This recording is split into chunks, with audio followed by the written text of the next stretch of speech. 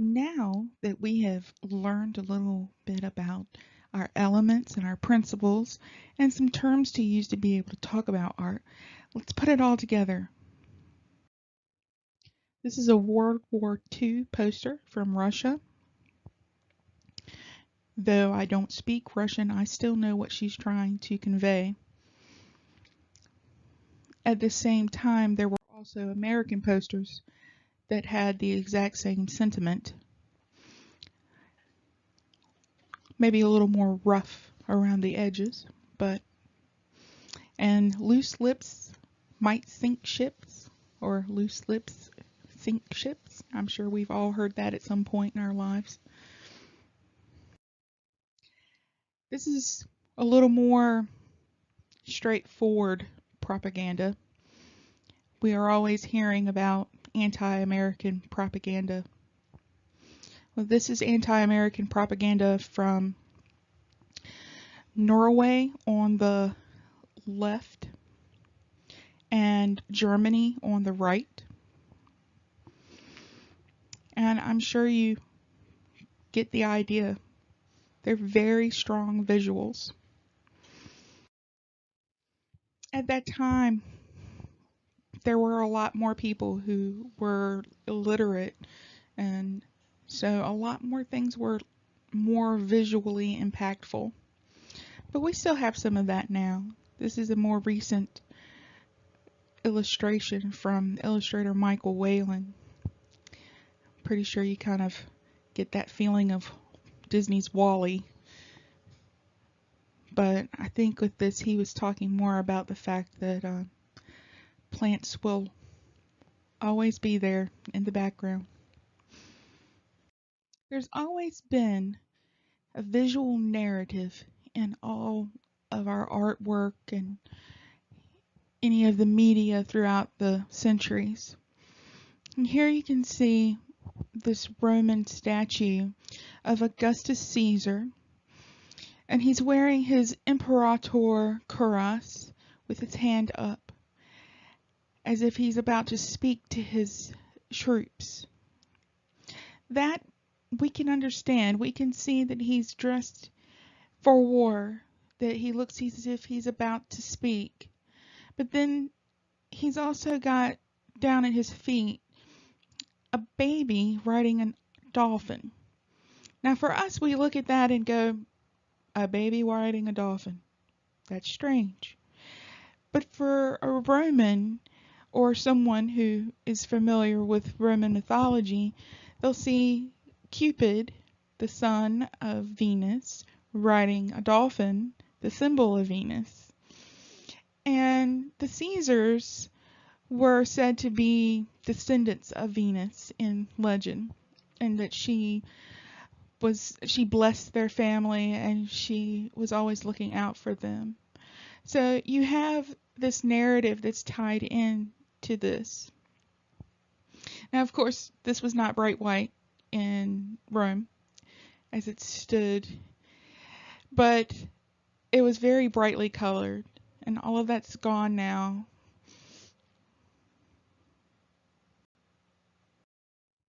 Now let's go back and talk about composition. And here I have a illustration of implied line. We understand that that finger is pointing to that dot. And in our minds, we can imagine the line that goes between them. Here we have the raft of the Medusa. This was actually a historic event that is being portrayed here by Theodore Géricault. He did a lot of research before painting this. This was his introduction to the art world of Paris at this time. And we have a very strong diagonal here and here off this mast, and it makes a big pyramid. But then we have another pyramid here. And these are very strong lines, and it brings a sense of drama to this piece. And we have some more over here. But the one that I really find interesting is this nice little implied line that comes off the sail and drops down to here. And it's this little dot back here in the very back. That's actually a ship that's on the horizon. And that's what these folks are doing. He's telling everyone over here that there's a ship on the horizon. And then these guys, they're trying to flag it down. So you have here this story that's being played out. And it's so dramatic. And you have the storm that's coming in at the top. And you have the bodies laying down around the edges as they group together.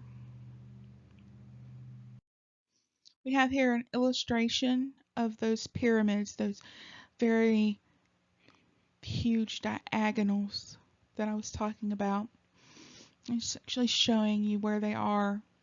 And then you have here the little yellow spots showing you where the ship is in the background. This is a sketch that he did as he prepared, and a detail of the bodies as they lay on the edges of the raft. There's so much emotion involved in this, and then just the drama of both the story that goes with it and the way he painted it to give it this composition that would really be dramatic. It's a beautiful painting. This painting's done by one of my favorite painters of all time. His name is Caravaggio. And this is David and Goliath. He did a lot of biblical stories. And if you look here, you have David standing, holding the head of Goliath.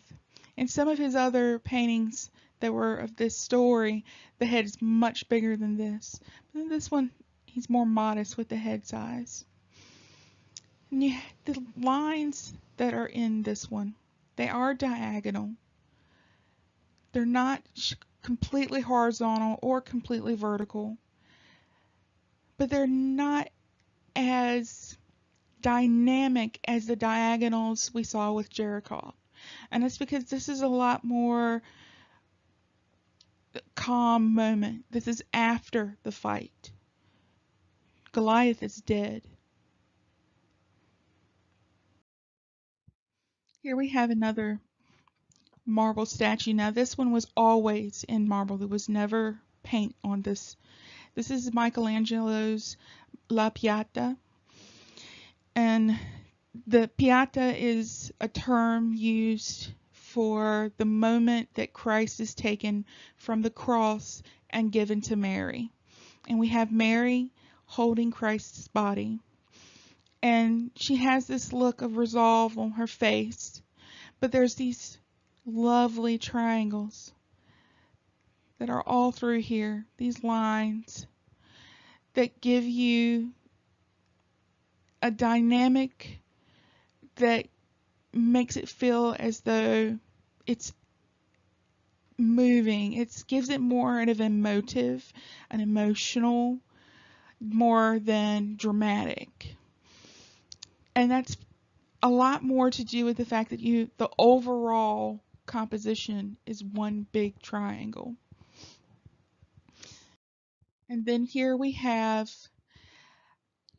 a detail of her face and a detail of her holding Jesus's body. And you can see the softness. You can see the way the cloth is draped around her face. This is not cloth. This is stone. And it just looks soft and inviting. Now here we have A Sunday Afternoon on the Island of La Grande Jatte by Georges Seurat. It's 1886, and we're in the Impressionist era, post-Impressionist. Seurat was an interesting fellow. This painting is actually ginormous. If you saw it in person, you would be shocked at how large it is. And I know you can kind of see it in this area right here, how you have all these little dots. Well, this painting is an example of a style called pointillism, which is where you have little dots of color. There are no colors, no mixing in this at all. So every dot of color is an individual dot, and as you back away from the painting, your eyes are what is mixing the colors. And it was a very interesting style of painting. And this here is a very interesting painting in general. We have all these little reds in here that are complementing the greens and the grass and the trees. We have some oranges. Our reds are kind of a red-orange too, complementing the blue of the sky and the water. And then we have this shadow here of this tree. And you can see that these two are looking out the water, the boats in the water. So are some of these others.